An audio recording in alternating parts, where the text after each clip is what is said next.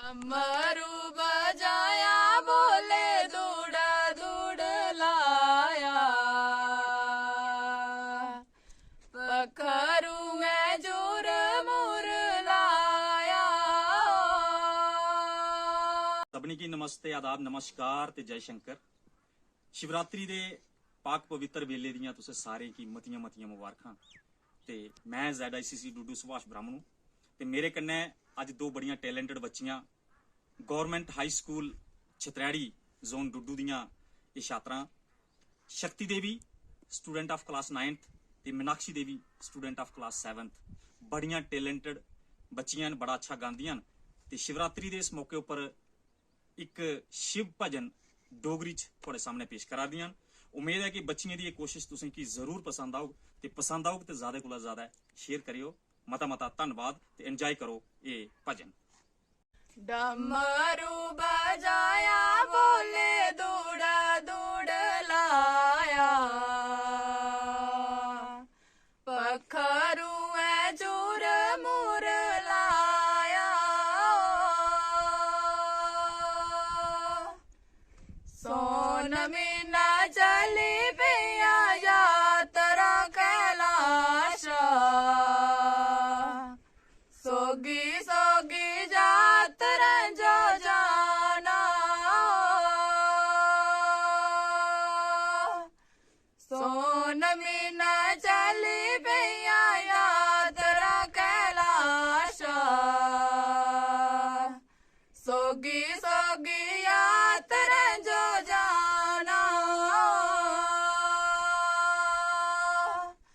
सिद्धयो चौरासी बोले रहंदे बर मोरा, अग्गे औंदा हड़ सरदाना। सिद्धयो चौरासी बोले रहंदे बर मोरा, अग्गे औंदा हड़ सरदाना। की जड़ी कुगती जा जाना मेरे भोलिया, कै लगे दा दर्शन पाना। टकी जड़ी कुगती जा जाना मेरे भोलिया,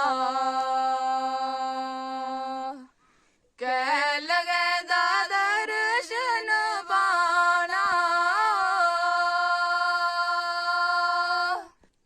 पहले गौरी कुंड फिर मणि में सजाना,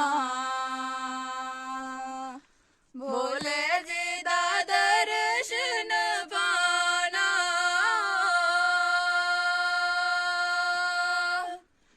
पहले गौरी कुंड फिर मणि में सजाना,